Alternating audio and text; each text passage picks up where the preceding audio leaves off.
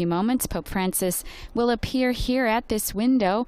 We're coming to you live from St. Peter's Square. He'll be coming to this window in the Apostolic Palace and lead us in praying the traditional Angelus at noon. Many of you joining us from around the world, different times of the day. I'd like to welcome you to this live broadcast. Some of you joining us, we know, through the various Vatican Media channels we make available to you through the Vatican Audio Live Events app or the Vatican Radio app. Some of you also tuning in on the Vatican News web portal, YouTube channel, or our Facebook Live feed. And to our television viewers out there, welcome today. You see the large crowd here gathered, some with banners.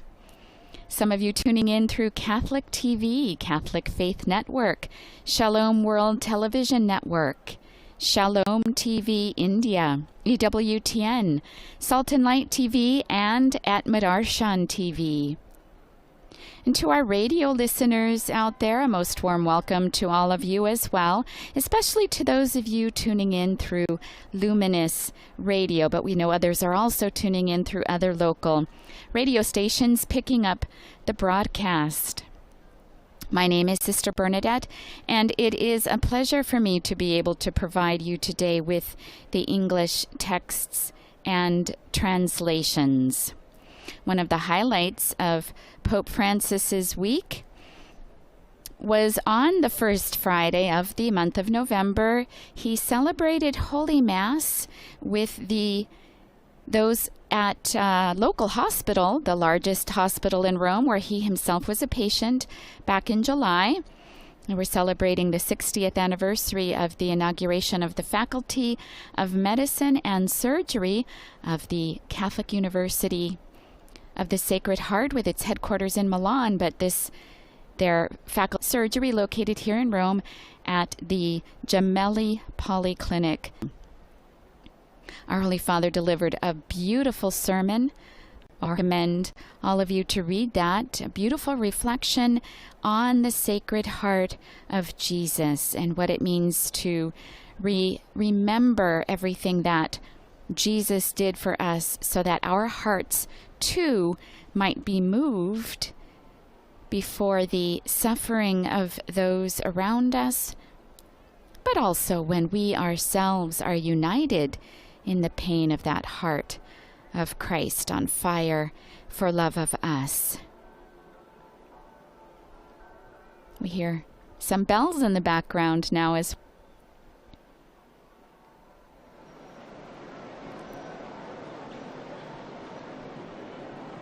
our Holy Father also reflected on the fact that the heart of Christ is not just a pious devotion. We don't just go to Mass on First Friday, for instance, but we need to remember that it's a heart actually torn open for us on the cross.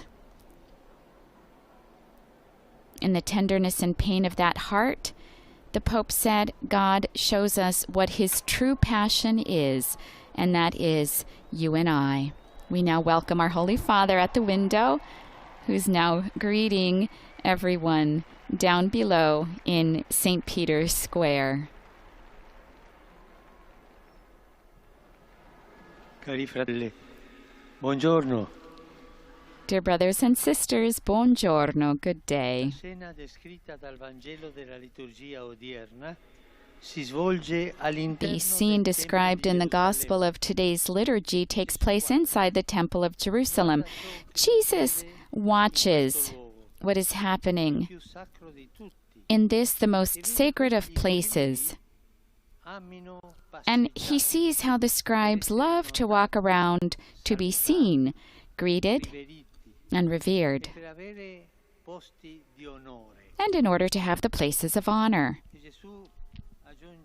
And Jesus adds that they devour widows' houses and recite long prayers in order to be seen. At the same time, another scene catches his eye, a poor widow,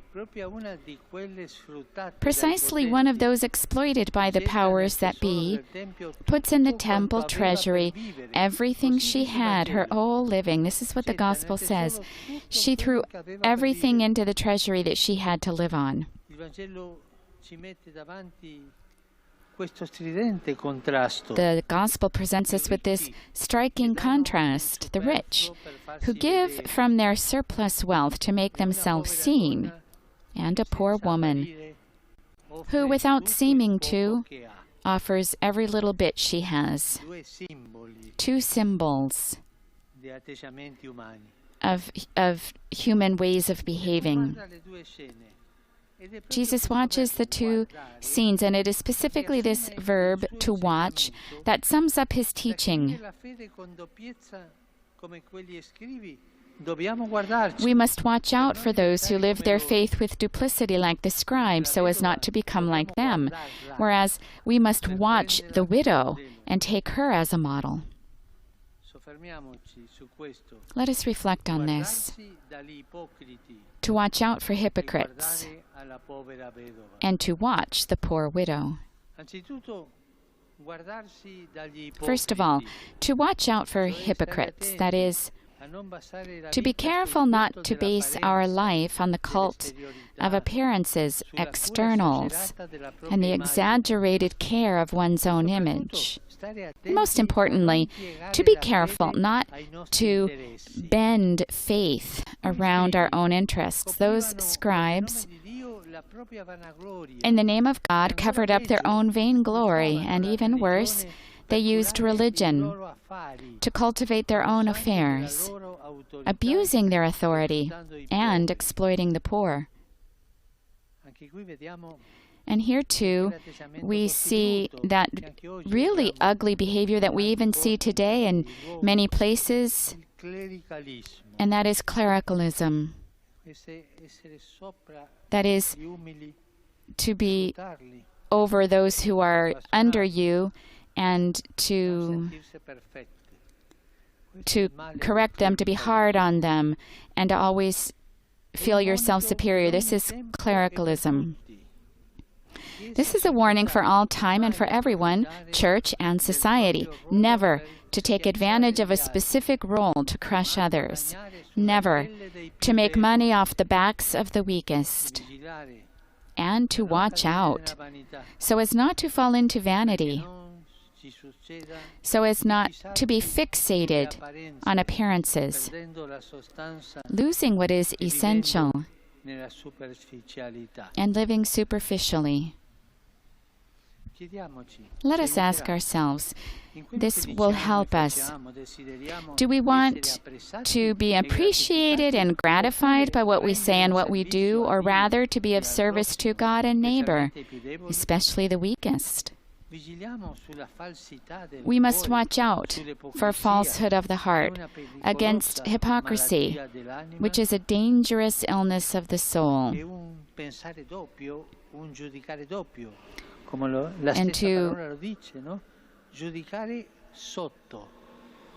and a judgment. He says, even the word says that it's to judge someone to be beneath you. People who judge have duplicity in their heart. They're two-faced. To heal this illness, Jesus invites us to watch the poor widow. The Lord denounces the exploitation of this woman, who in making her offering must return home without even the little she had to live on. How important it is to free the sacred from ties with money. Jesus had already said this in another place. You cannot serve two lords. Either you serve God, and we would think that he would say, or the devil, but he said no, either the God or money. But at the same time, Jesus praises the fact that this widow puts all she had into the treasury. She has nothing left. but finds her everything in God. She is not afraid of losing the little she has, because she trusts in God's abundance. She's not afraid of losing little because she believes in the one who has everything, in God, who multiplies the joy of those who give. And this helps us think of the other widow, that of the prophet Elijah, who was about to make a bit of bread with the last bit of flour and oil that she had. And Elijah says, "Give me something to eat," and she gives it. And the flour never diminished. A miracle. The Lord, when someone is generous, when a person is generous, God always goes beyond and is more generous. But it's Him, not our vanity. This is why Jesus proposes her as a teacher of faith, this woman. She does not go to the temple to clear her conscience. She does not pray to make herself seen. She does not show off her faith, but she gives from her heart, generously and freely. The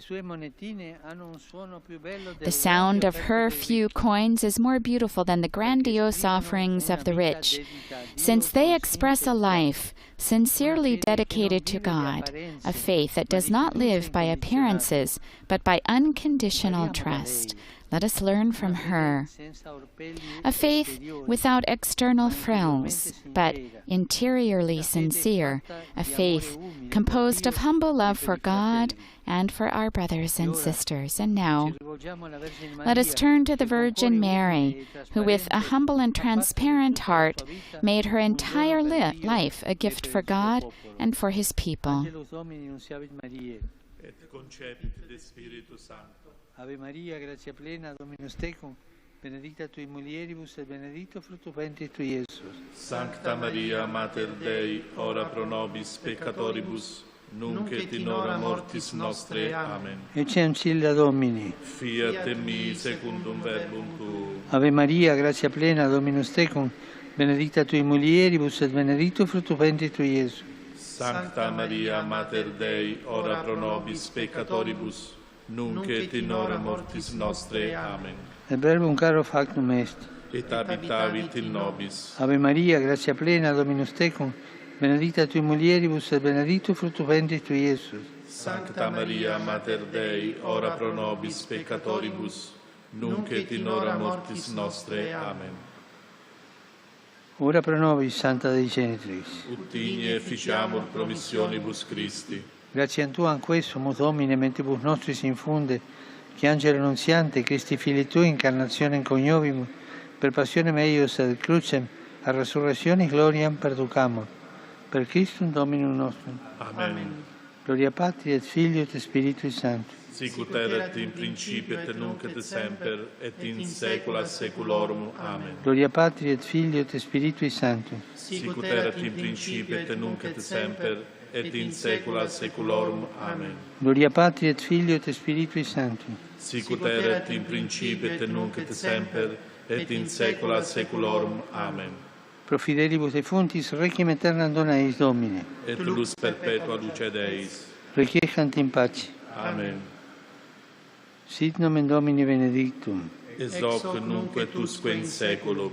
Aiutorium nostrum in nomine Domini. Qui fecit caelum et terram.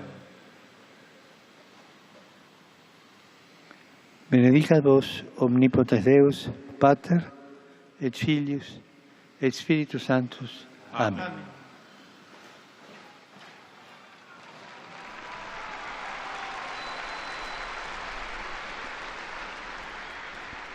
Cari fratelli e Dear sorelle, brothers and sisters,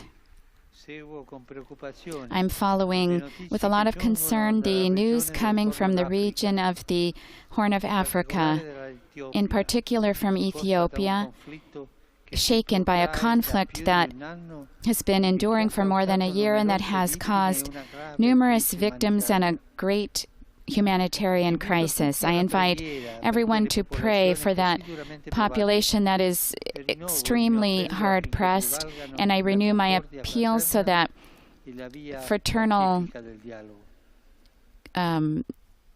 terms may come, and I secure my prayer for the prayer of the fire after the explosion of petroleum in Sierra Leone. Yesterday in Manresa in Spain, there were 3 martyrs proclaimed who were part of the order of Franciscan, the Capuchins.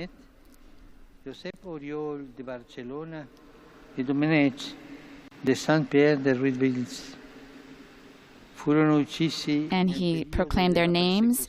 They were killed during the religious persecution last century in Spain.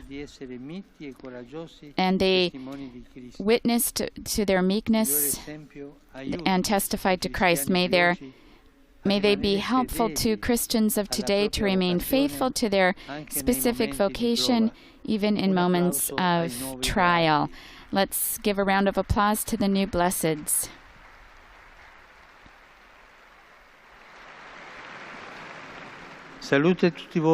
I greet all of you, dear people of Rome and pilgrims from various places, especially those who have come from the United States of America and Portugal.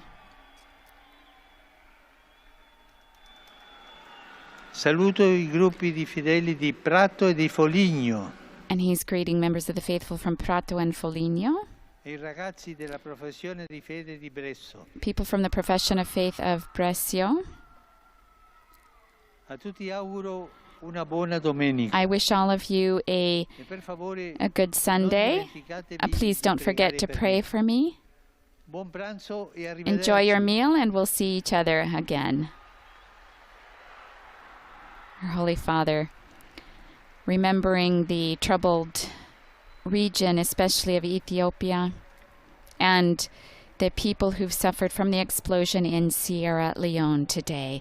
And we now bring this live broadcast of the recitation of the Noonday Angelus with Pope Francis here in St. Peter's Square on this 32nd Sunday of Ordinary Time to a close.